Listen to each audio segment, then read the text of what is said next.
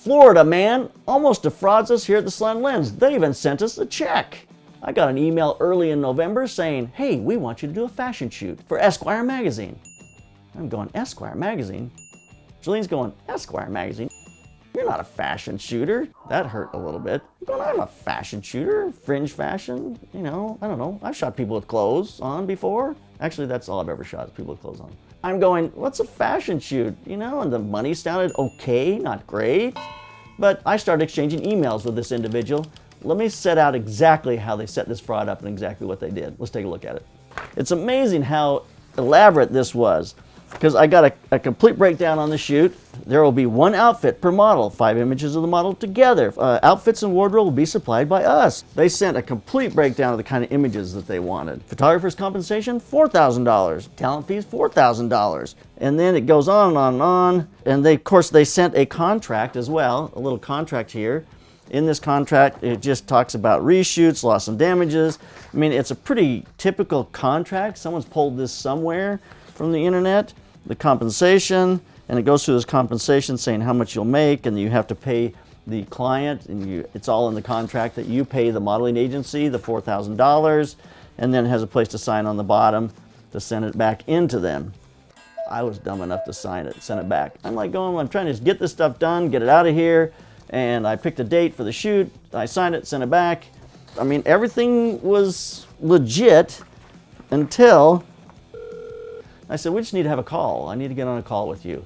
And then he said, well, you should talk to so-and-so. The check has arrived now. You have the check. I'm going, I don't have a check. I said, no, you do have a check. I said, well, I don't have a check. I never gave him an address or anything. And they shipped me a check. And the check is just bizarre. And so we looked it up, and I mean, it's a check for $6,000. But then the person started emailing, so now I kind of knew what was going on. So I'm going, you know, I'm pushing him, so what am I supposed to do now?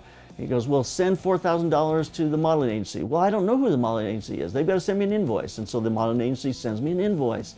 I said, well, where do I send the money? And I mean, it just kept getting more and more. I mean, they just kept going on. They're trying really hard to get me to send a check to the modeling agency, the $4,000. The styling agency was not in Los Angeles, and it was not an agency that I had heard of before, so there was a red flag. I mean, I know the agencies that are in LA. It's not hard to verify them, to call up and to see who's there, look up on the website and see who the agents are. It also happened over a holiday, which is, I think, a prime time, because you're in the midst of holiday and taking time off, and it's hard to get a hold of people a lot of times, so you start to justify why this person isn't responding or why it's getting hard to be able to put this together. So just know if it's like over a holiday weekend, if it's needing to happen fast, like we need to have this shot by next Tuesday, you know, that kind of thing, that kind of pressure coupled with I can't get an art director on the phone just means it's fraud. First off, if it's not your style of work, then it's probably a fraud. If they send an email saying, you know what, we really want you to do this high-end fashion model, and can you shoot this for us? You know, that's not the kind of thing I do. But they may be smart enough to send it to someone who does do fashion, and so, you know, you really want a job, and so it may be pretty hard to think, well, you kind of start to fall for it a little bit. Another red flag is they won't get on a call. You know, most every creative process I've ever been in, you get on a call with the art director, you talk about the project, you get a really good idea of exactly what they want. How do you want the product shots? Do you want them on white? Do you want them on the model? How do you want them delivered? Immediately make them get on a call. If they won't get on a call with you, then it's a mess. It's not working. So just know if they won't get on a call, then it's probably a fraud.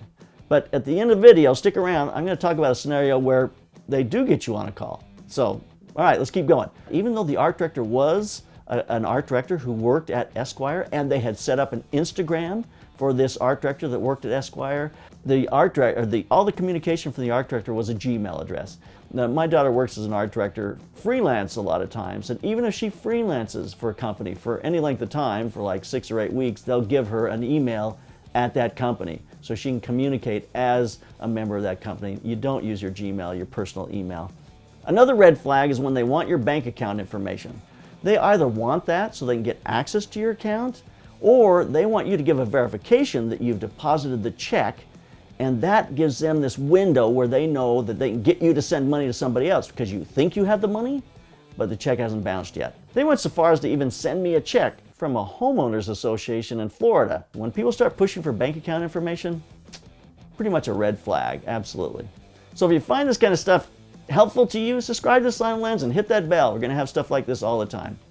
So I have heard of scenarios where they do get you on a call and they set this up. They have a conversation with you, they talk about the project. I mean, it's all working. The way you can get around this is you just have to do some research. If the person gives you a number, get out of their loop. They want to keep you in a loop, a closed loop. Their email, their phone, they want you to be all in that loop. If you step out of their loop, you look up the person's name at, whatever agency they're at, Esquire.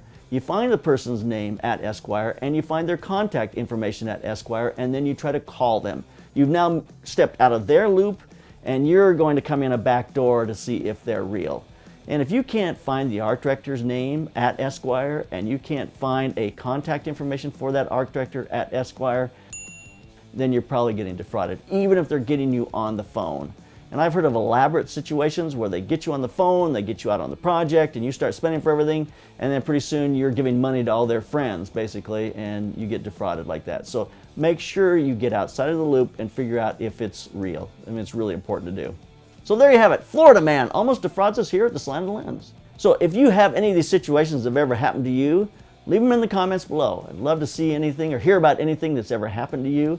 Share it with our community because it really helps everyone to know kind of what's going on out there and how they can protect themselves. So I hope you found this interesting. Subscribe here at the Slanted Lens and keep those cameras rolling, and rolling, and keep on clicking.